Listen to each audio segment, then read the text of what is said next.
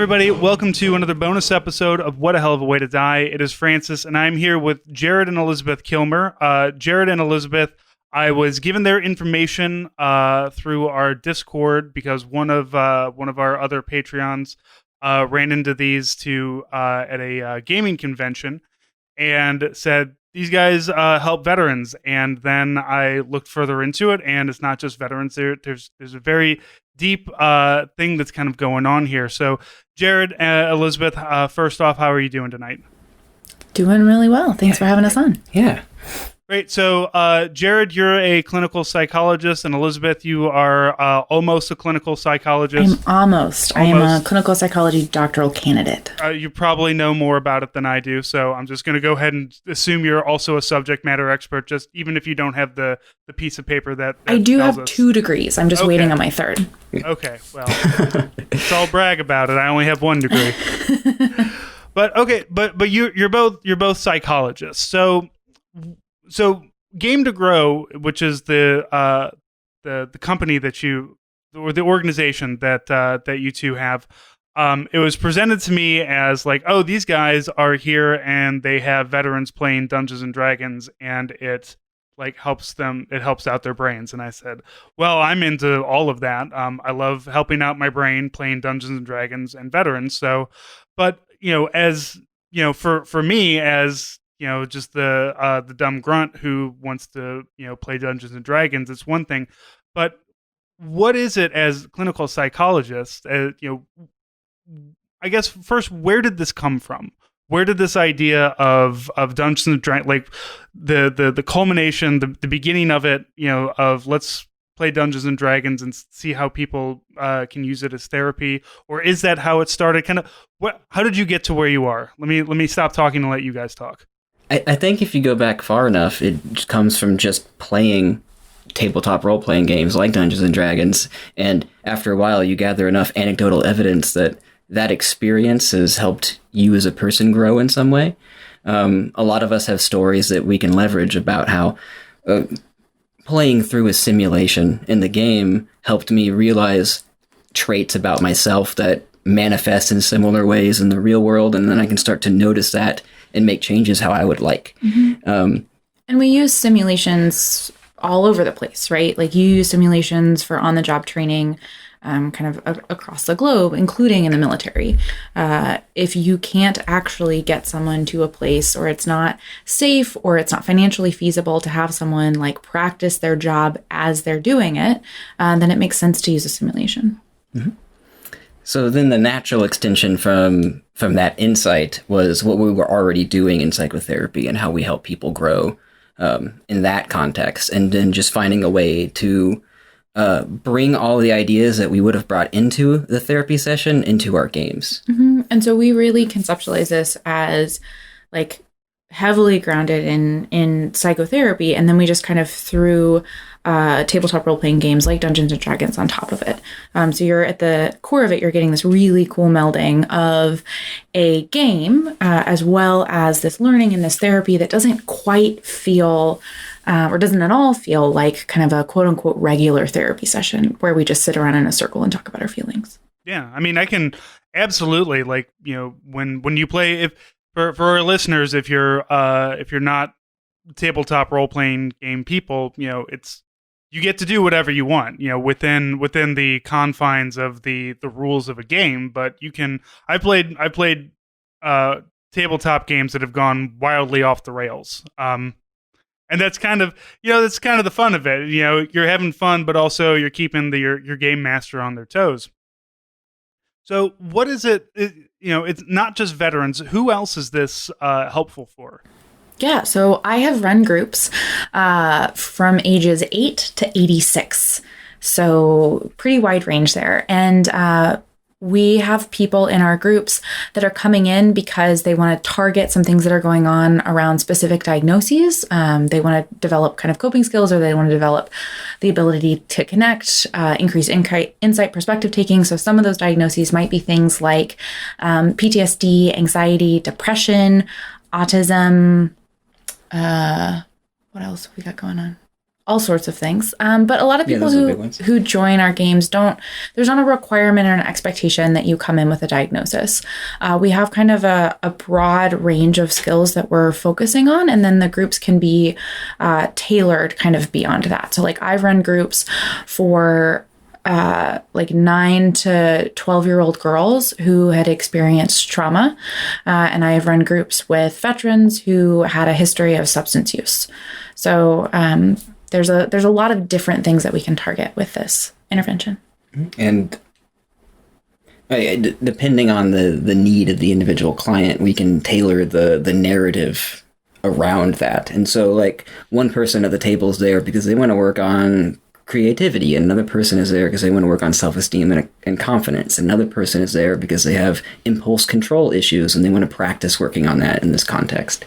And we can tailor what's happening in the story of the game to like leverage some experiences that might help them process through some of these issues. Mm-hmm. Now, do you try to get people who are, kind of trying to achieve the same goals? Like you wouldn't have me, the 36-year-old male veteran, necessarily running in the same game as the 12-year-old girl that's experienced trauma, right? Or would you? Like, is there That's a great question. I definitely would not have you in the same group as the 12-year-old girl, because with kind of any group, you want some kind of amount of similarity. And then you also want some differences, right? So like the groups that I run at the VA, you don't have to have a certain diagnosis. You don't have to come from a certain era. There's nothing around that, but everyone in that group is veterans. And most of the people in those groups are generally trying to work on things like impulse control, irritability, conflict resolution, self-esteem, identity, not hating other people anymore, those kinds of things. So we do kind of generally separate out, but that's more based on like age and developmental level. And then if there's some like really specific targeted skills, we might do that as well. But generally we like a diversity of people in our groups, because the cool thing about a group, and I'm sure you know this because you play D&D, right? Like generally you don't have a whole group full of healers, or you don't have a whole group full of tanks. You can, that can be a really fun game. But just like in D&D, we want to kind of build on people's strengths and weaknesses, because that, I think, is a more valuable playing field. Yeah, it is at its heart a collaborative game, and like team building and feeling like a part of something is another aspect of what our clients get to experience in these games. Mm-hmm. So how do you start a game? Like if you're at the VA, or if you're with the girls with the trauma, or you're with the 87-year-old men, how do you give everybody, do you have a character sheet already made for them that's kind of tailored to what their goals are? Do you let them build one of their own, or is it kind of a freewheeling, like, hey, we're gonna, the game, like what you have written is tailored to kind of meet these goals, but you let them explore and build however they want? Or do you kind of keep it, I guess, in a, like, we're gonna, I don't want to say like on rails or anything, but how do you approach the game first time we're all sitting at the table? How are we beginning? Every scenario you just pitched is a potentiality for how we have to approach this. We really have to be pragmatic about it. So some groups are going to be excited about role-playing games or familiar with role-playing games, and they want to make their own character. And other groups are going to have clients who don't know what role-playing games aren't really familiar with fantasy settings. Think they might be devil worship. Yeah, they're like, I will try this out. I trust you, but like, I don't want to make my character that sounds challenging, or I have no interest in it, and I want you to do that for me. And so most of the time when we start a new group, especially when these are people unfamiliar with the game, before we do anything, we just have them play for 20 minutes with pre-made characters. So they get a sense of how the rules and the mechanics work and feel, and they get a sense of how different races and classes like bring different things to the table. And then after that, we pull it back and we give them a broader tutorial on what the game is and what the different options are for building a character are, and kind of walk them through that. I think in the ideal scenario, they do build their own character for. Yeah, and we have like a menu that we use that makes it a little bit less complicated. And so people kind of generally pick what race and class and background and alignment that they want. And they can pick kind of other things around personality traits, ideals, bonds, and flaws. Because those are like, who is your character? Why are they doing this? What is really cool about them? What is something that maybe you wish that you could change? Those are all really important parts of the character building. And even clients who have very little experience or no experience in fantasy can absolutely get involved in that.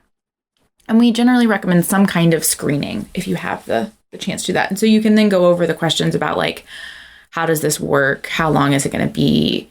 Are we casting real spells? Like any of those questions as they come up. Yeah, the pitch to rectify any person's questions or comments or concerns about what D&D is usually happens even before that, where usually in the pitch it's, hey, we're going to do a new kind of group. It's going to involve Dungeons and Dragons. And that's like a buzzword for a lot of people, especially if you grew up during the Satanic Panic and you haven't had any corrective experiences since then. So there's maybe a lot of myth busting about what Dungeons and Dragons is and is not. And then we'll talk a lot about like, what are some of the skills you might gain by being in a group like this. So I can see getting around, like, of course it's not devil worship, but when somebody says that sounds like a bunch of nerd shit, like, I mean, how do you get around that? Because it is. Let's be honest. So I lean in and I say that it is. I'm like, yes, you're absolutely right. And then generally I'll pull it back to my understanding was that you were interested on targeting skills like dealing with irritability, frustration tolerance, communication skills, impulse control. And they're like, yes. And I'm like, this is a way to do that. This is a novel way to do that where you don't have to sit down and necessarily talk about your feelings. You can if you want to. And the way that I have one of my groups running right now at the VA is it's rolling admission, which means that I'll have new players come in when other players are already kind of in the group. And so oftentimes what will happen now is they'll come in and they'll play for a couple of minutes and they'll be like, I don't know about this. How is it going to help me with X, Y, or Z? And then I'll just sit there and some other player will say, well, this is how it's helped me with that. And so once you've got an established group, it's kind of amazing how you as a clinician absolutely can provide that information, but a lot of times it's more powerful to come from someone else who's also in the group. Yeah, from a peer. Instead of a doctor. Yeah. Mm-hmm. So I suppose if I was saying I need to deal with impulse control, it would be you roll up, a kind of mild manic cleric or something, or are you looking for me to what's the, I guess, what would be a successful character or what would be the successful, like, how does this work? Like, I'm curious I'm curious to how the goals are reached. So I do think there's something to rolling a character that's going to have the biggest therapeutic payload. Maybe you want it to be your ideal self, or you're creating a character of someone who's the opposite of you. You want to walk around in their shoes and try out what that feels for a little while.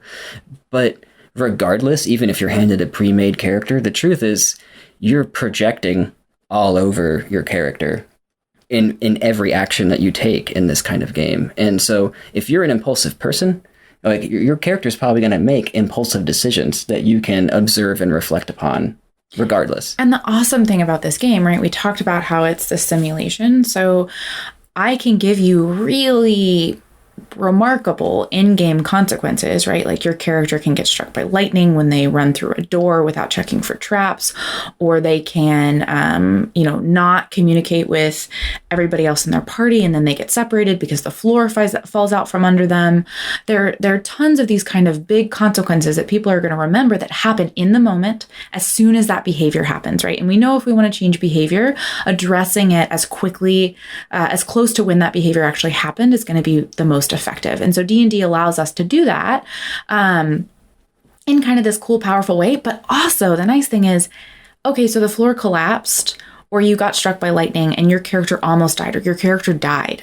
At the end of the day, you're still sitting around the table and you're still going to walk away from the game. So it's this interesting mix where if we're willing to suspend our disbelief for a little bit, then those consequences can feel really real and really important. but they are like low risk for your actual life.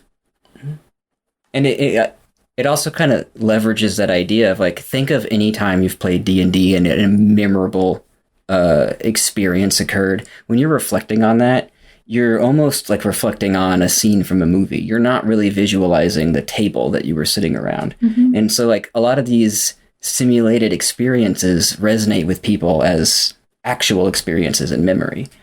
Yeah, there's literally a game of Burning Wheel that I played, I want to say 12, 14 years ago, maybe. And every once in a while when I'm around that group of friends, we're like, oh, remember when Phil challenged the greatest swordsman in the world and like rolled all like you play with D6s and like rolled all sixes and cut the guy's leg off, and then we constantly had to keep him from getting attacked by all these other people. So yeah, it really is like it very much is a like you remember. Absolutely, you remember those scenes because you're all building them together. It's this huge shared experience, and we will have vets kind of talk about on a pretty regular basis like how much being in the group matters because it feels like you're really part of a team again. Like they will liken it to like, this is the closest I felt. It's not the same as when I was deployed, but it's the closest that I've felt to like that kind of camaraderie and that kind of like, I know that I can trust the guy who's got my back. And so that can be this kind of really valuable, we're jumping back into these feelings. We're getting back into this place where like, okay, let's talk about how like trust isn't black and white. Like, And part of what accelerates that feeling of camaraderie is the fact that these are therapeutic games. Mm-hmm. We're also in group therapy. And if we block out 2 hours, we're going to spend about 90 minutes of that playing and about 30 minutes of that processing and talking about what we've learned and thought and experienced. And so the connections that are made in group therapy during those moments of vulnerability really, I think, hasten those relationships. Yeah. And so we see that therapy as, right, you've got the 90 minutes of play, and we're going to have parts of that adventure and parts of the character and parts of the interaction that are specifically meant to target skills. And then our players are also going to just not do anything that we expected, and we're going to come up with things in the moment. And they're actually really good. All of my groups have been really good at I think, mostly unintentionally challenging themselves in those ways if we don't give them the opportunity to. And a lot of that is this kind of incidental learning. And then we get to kind of make that a little bit more concrete, or we get to make it a little bit more explicit in that processing portion. Mm-hmm. So do you, the games that you're running, are they one-offs? Do you have rolling sessions with different groups that you have to keep separate notebooks for, or kind of how do you how do you approach long-term therapy in this manner? Mm-hmm. So you can do it a couple different ways, and a lot of that is going to be based on your setting, right? If you know you're going to have the same group for 10 weeks or 16 weeks, then you could have a longer campaign. For my groups, because of the rolling admission, I try and time things. So it generally is like shorter adventures, but things will kind of continue on because it sucks as a new player if you've never been exposed to anything to come in the middle of a really complex storyline. And so for the rolling admission groups, I tend to do shorter adventures. I don't do one-shots though, because I think especially in the VA, having people kind of continue to come to sessions and not drop out is absolutely a kind of a problem. And so if it's a one shot, I'm kind of sending the message that like, it doesn't matter whether or not you come back. Mm-hmm. And so having those storylines is something that's really powerful. Something that I'm working on with a lot of my vets is that idea that like, I don't need anybody and nobody else needs me. And so if your character, we're in D&D, if your character disappears for a week and they're the ones who have the magical rocks, and then you don't have the magical rocks next week, like that's a problem. And so then when that person comes back the week after, I found that in terms of like engagement, and especially engagement with other people in the group, these groups, I really value kind of more traditional psychotherapy groups. I love running groups of all kinds, but the kinds of interclient engagement I see in these groups is incredible. Mm-hmm. So I guess, I'm wondering if where this kind of can fit into other places. Do you see role playing games, Dungeons and Dragons, and things like this being something that can be I guess as long as people are open and receptive to it, obviously, as you said, there's going to be people who don't want to do it. They are hesitant because they heard stories or whatever. But is this something like, you start doing it and it's just one of those things, like kind of a tool in the toolbox that goes with, almost any other kind of training or therapy or something along those lines? Because as you talk, it never occurred to me that, like, as I play, the last time I played something, I was, a prince, and I was I wasn't a fighter. It was all talking that I did. And that was an interesting, challenging thing, especially when the game master actually made me roleplay out talking and I had to sound smart, which can be kind of hard, especially if you're like me and you drink while you play. But so I guess, is this kind of something that you see that can be used like in multiple places, like not just kind of in Game to Grow, but something that can be put out there for everybody? Absolutely. I think the thing that is, and it's something that we in Game to Grow are working on a lot, is figuring out the best method for kind of training people and making sure that we want people to do this and we want people to be doing it well. There's no need to kind of reinvent the wheel. But we've already seen and trained a fair amount of people. So I started a program at a children's advocacy center. We now have run groups at 3 different VAs. I just worked with someone else getting another group up at another VA. We're going to have a group that a rec therapist is running. And so the focus of that group is going to be a little bit different, right? So like the groups that I run are closer to, our goals are closer to traditional psychotherapy process groups, whereas the recreational therapist group, like the goals and the format of that group are going to look a little bit different. Even though the like outcomes of playing in a game like that are still going to be such that just being in that context, playing a game like this is going to help work on perspective taking by default. It's going to help work on frustration tolerance, etc. And I think that's a really good point, that like, I think there's a lot to be said for gaming intentionally and like playing D&D with an eye towards these kinds of skills and outcomes, and don't be a therapist for your friends. Yeah, that's the bottom line, is like, to make this work in any context, game with intention. You can do this by yourself and you don't need to bring anyone else in, and you can still reflect on, like, why am I playing this character? What happened during this session? What did my character or myself learn from these observations? But if you're a trained therapist, you can also say like, okay, well, I'm going to kind of pull on my therapy training and use that with this game.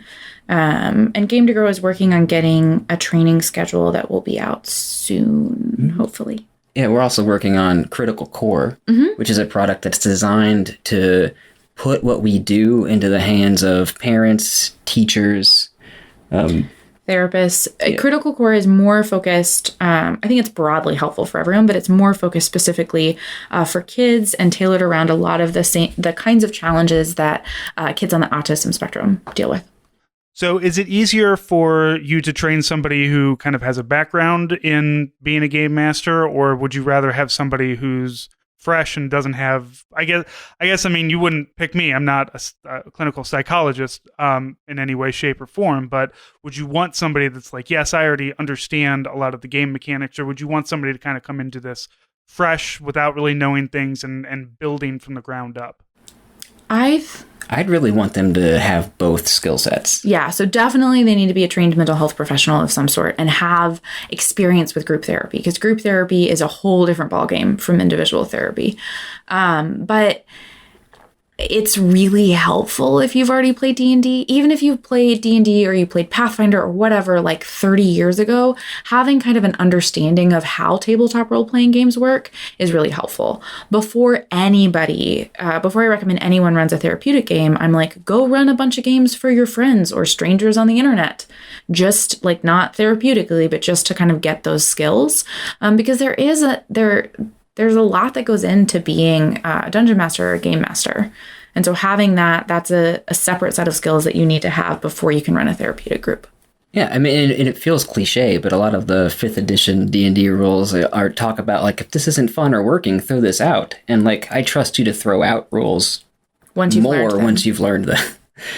is there something about D&D itself that made you pick that? Is it just the most well known, or is there something about that playing fantasy? It? Oh, okay. Yeah, I mean, I learned about Dungeons and Dragons kind of late in life, like in graduate school while I was already training to become a doctor, and I didn't get into it until 5th edition. And when I did learn how 5th edition worked, I just thought that it was simple and very approachable in such a way that I could convince friends and family to take on something that maybe even a year ago was overwhelming in terms of the rule set. All of the books. Mm-hmm. And then the way they have the personality traits, ideals, bonds, and flaws and stuff built right into the character sheet, it just seemed like a really easy tool to already start leveraging some of the therapeutic work we wanted to do. And I think that like if someone came up to me and said, "Man, I really want to do this and I want to use Pathfinder," I would say, "Great." Right? Yeah. There's nothing sacred about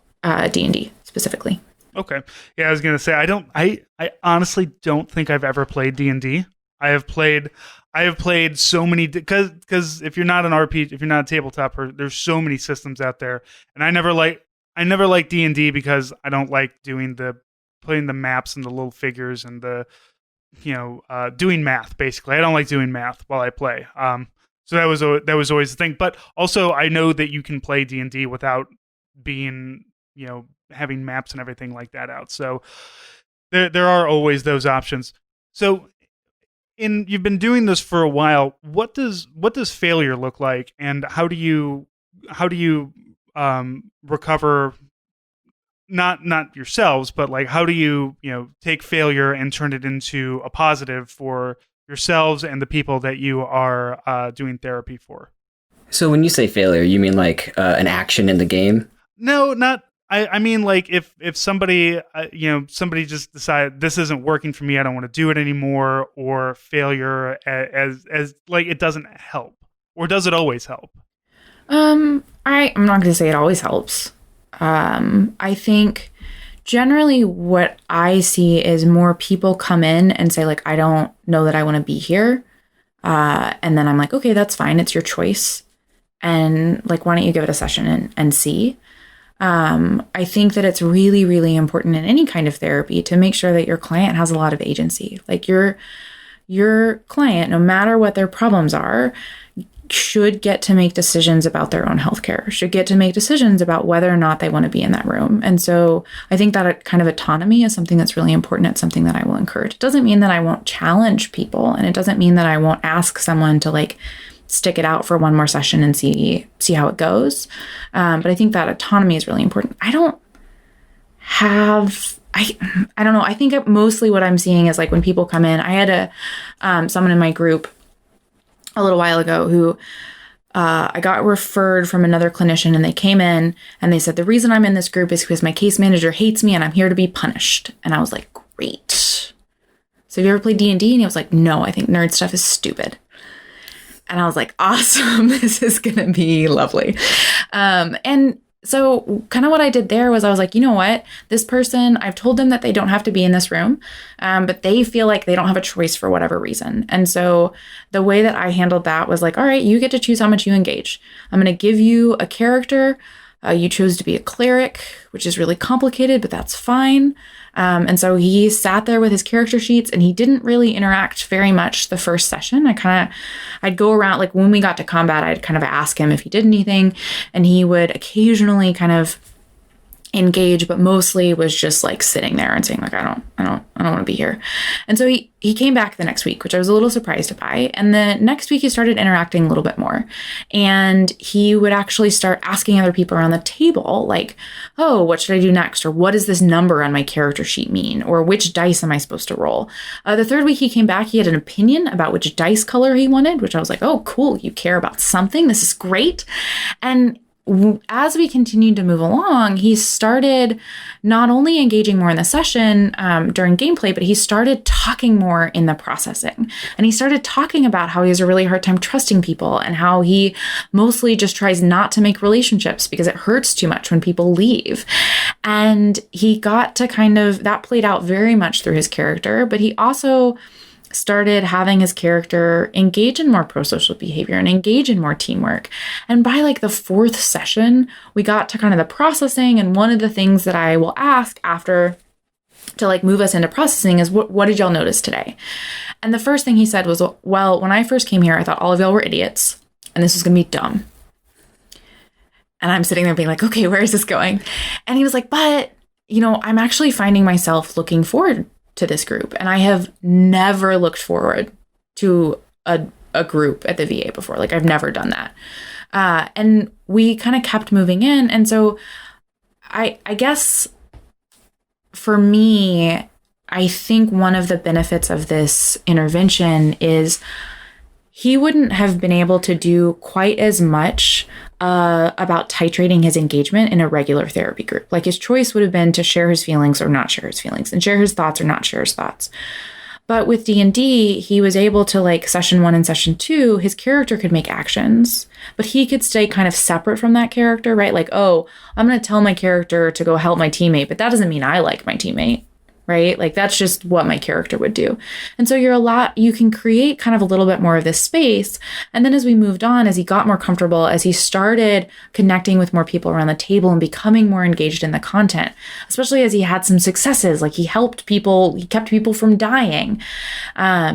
He was able to then kind of increase his engagement in a way that made him feel comfortable. And he wasn't kind of pushed on by me or another facilitator. It's really hard to say, like, it is difficult to say treatment was a complete failure very often. Mm-hmm. A lot of times somebody is walking away with something, and they'll say, like, this was a worthwhile experience. Even if I didn't grow in the ways I thought I would, I am walking away with friends and a hobby that's going to engage me moving forward. Absolutely. Or I was depressed pretty heavily, in the mere fact that I was getting up and out of the house and coming to this group on a consistent basis because I started to value the experience and the people. That helped break out of that cycle. And I was able to observe how that cycle was interrupted at the same time of getting the benefits from being in this group. And just like this group, I think, is great for a lot of people. And for some people, it might not be a great choice, or it might not be a great choice right now. Mm-hmm. I did have one client where she came to 2 sessions, and we met kind of after her second session. And she said, man, like, I learned a lot about myself. I learned that I really need to be in control. And I learned that I'm having a really hard time with trust. And I'm learning that I'm pretty impulsive. And I didn't really totally understand those things about me. And she said, but I don't think I'm ready for this amount of engagement with other people right now. Like, I don't think that I'm up to doing this currently. And so she's kind of on the list where she's welcome to give me a call back and jump back in the group when she's ready. And I really appreciate that she was willing. Like, a lot of times when clients leave, they kind of, unless it's like feels like it's a great successful termination, oftentimes people just kind of disappear. And so the fact that she was willing to kind of sit down with me and she's kind of sought me out and made sure that I understood why she was leaving, I think says a lot to this intervention. Or how much he respects the process. Yeah. Jared, you mentioned the other kind of fail. What do you do when you've got that one person playing that can't stop rolling the 1s and 2s? That is that happens to everybody.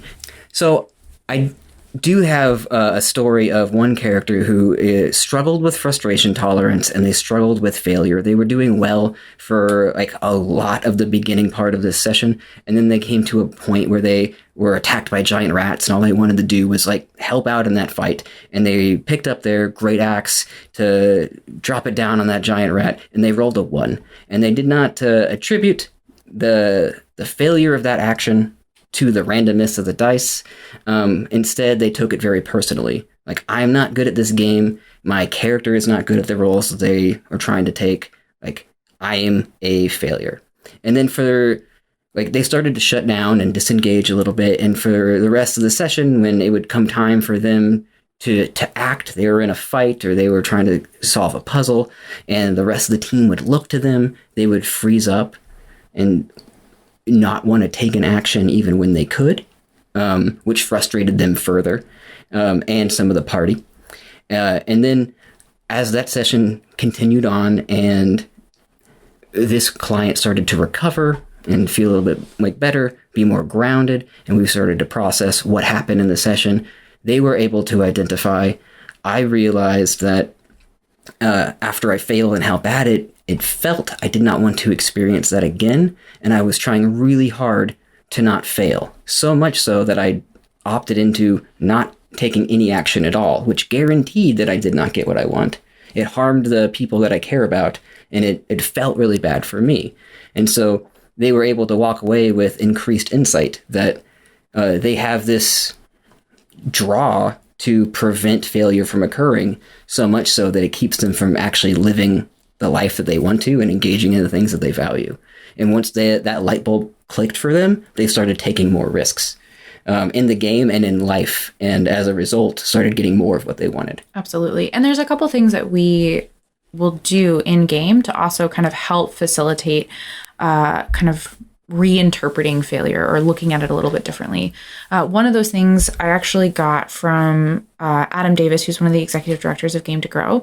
And what he will do is when someone like rolls a 1, especially if it's something around a skill that they're working on. So like, I want to be more confident, or I want to speak up more, or whatever.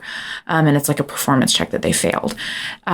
He will ask them to say, oh man, you rolled a 1. Like, what happened in your environment that led your awesome action to not work? Right. So like, you had this great speech prepared. You were totally going to convince the guards to let you go.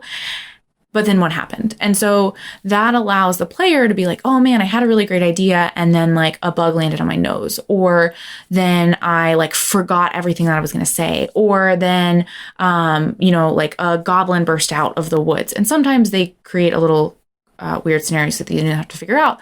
But that's kind of that helps bring back this point of like, sometimes you can have really good ideas and they don't work. Yeah, was the action that did not succeed a result of you, or was it a result of something external to you? Mm-hmm. And the other thing is, I like to ask questions in the processing portion of, I like to ask players to nominate. So like, what is a player or a character that did something today that made your game more interesting?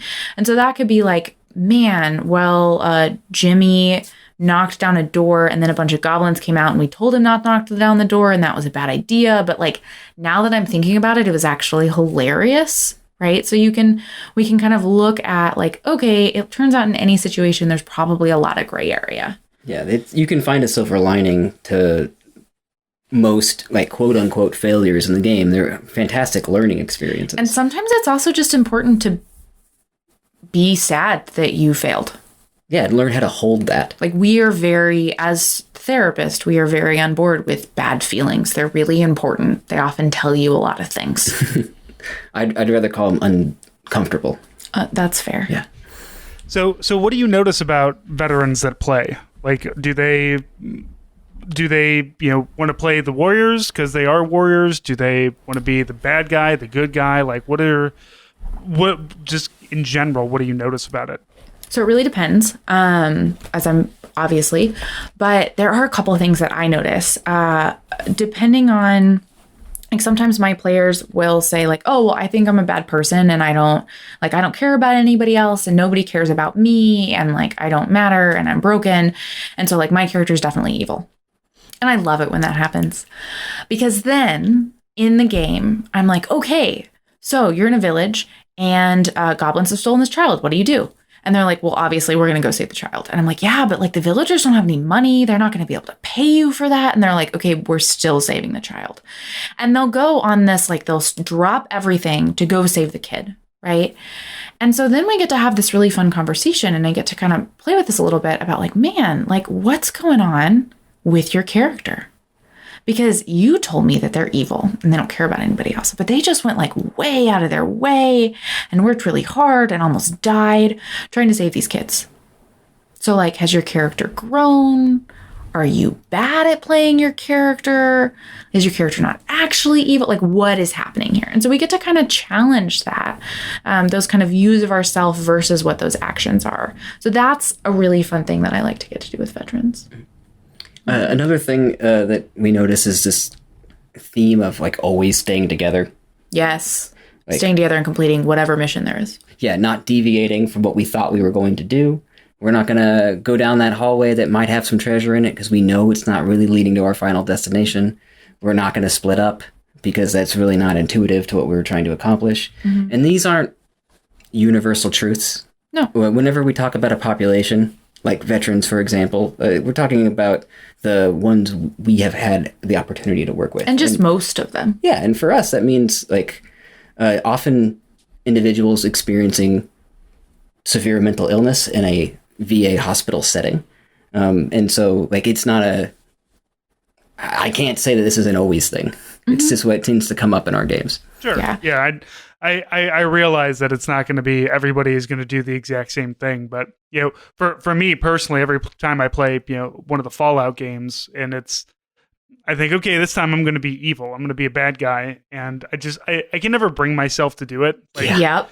I know that like I'm not hurting anybody's feelings, but I feel like I'm going to hurt somebody's feelings. Like I don't want the character to do the like frowny face at me, and then I was like, oh no, I can't do this. So I kind of get that. My group right now, they asked for more complex villains to really challenge like black and white thinking. And so I did that. And then we weren't in combat for like 3 sessions. And they were like, man, why is there no combat? And I was like, because I keep putting villains in front of you and you keep negotiating with them successfully instead of fighting them. So like, I don't know what to do. And so the next session, I had them kind of go off to obviously help this kid who needed his village to be saved from these like giant dire beavers. Because I was like, cool, giant beavers, they are just like brainless and they just want to destroy everything. That's a pretty, like, we're going to have some great combat.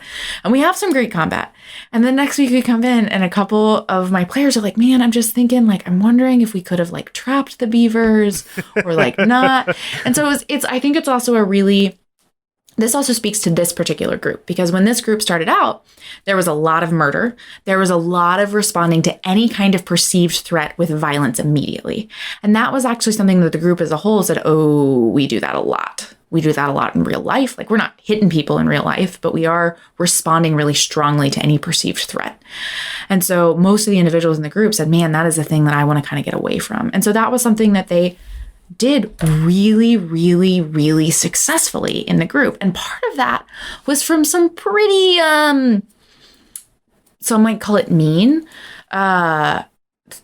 consequences that they got in that group from some of that behavior. So like one of the very first sessions of the group, they're traveling along the woods and something is rustling in the bushes.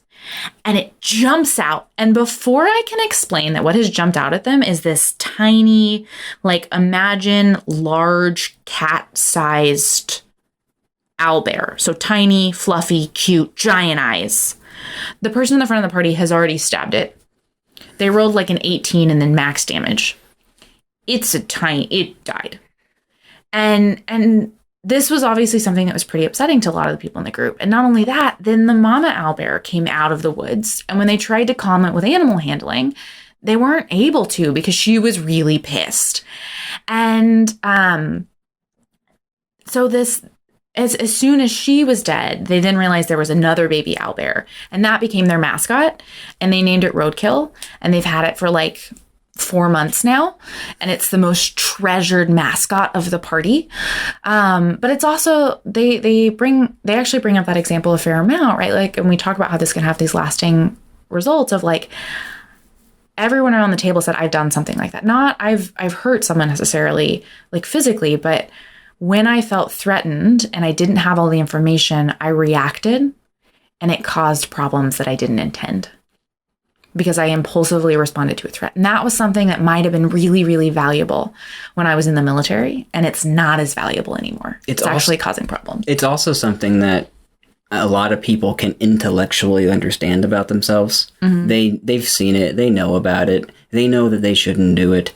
But it's not until you experience it firsthand that it can really be salient and like affect how you view and interact with that concept, and so this game lets you have these experiential moments. And I think that's a really good point. Like, one of the shortcomings of a lot of therapy is that oftentimes the therapist can't observe the behaviors that we're trying to focus on in session. And sometimes you can, but I think D&D allows for that so much more. It happens every single session. And everyone around that table had this shared experience. And so they're able to continue to communicate about it, and everybody's on the same page. And when someone says like, oh, well, I must have like not cared, people can come back and challenge them because they were there too. And so I think that is something that is really, really cool that I love about this intervention. Yeah, and the other cool thing about that shared experience is that as individual human beings, they all have a different perspective on that experience that they were all right there next to each other having.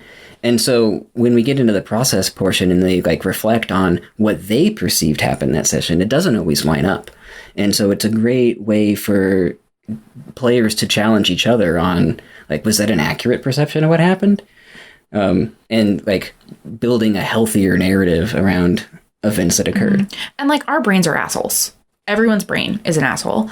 But if you are dealing with depression or anxiety or PTSD, right, your brain is probably pretty regularly telling you something along the lines of like, you're not good enough, or you're a bad person, or you're not doing things well, or right, like telling you these things where if you look at them, they're not necessarily the most realistic and helpful.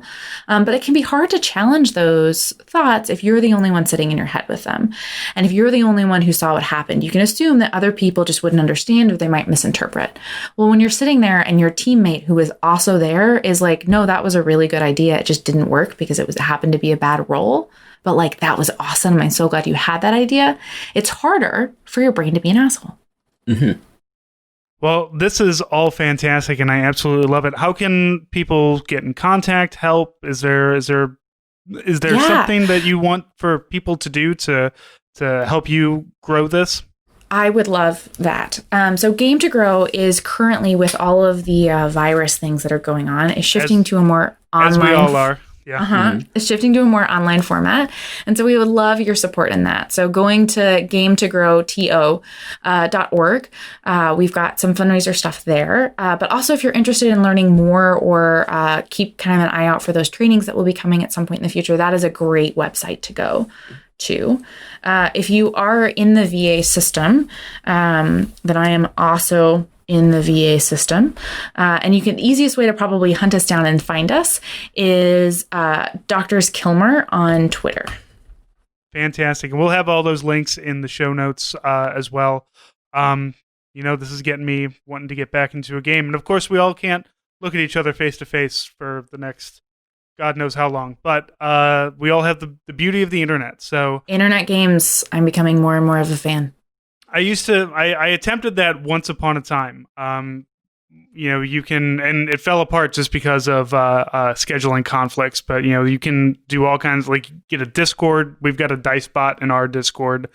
We've got a whole RPG like channel for people that want to do RPGs in there. So it's definitely doable, and I absolutely love it. And even if you're just playing normally, like I've noticed that when I play, I generally pick characters that are not me because I want to explore something else. And I want to see how would I react in this situation? And because I try to play it as much as I would, like even when I do play, when I purposely try to play somebody that's, a bad guy, you're still working towards something there. And so yeah, you don't have to be a clinical psychologist to just enjoy RPGs, tabletop games. So get some friends together, do some tabletop gaming. But if you want to get involved more, gametogrow.org, GAMETOGROW.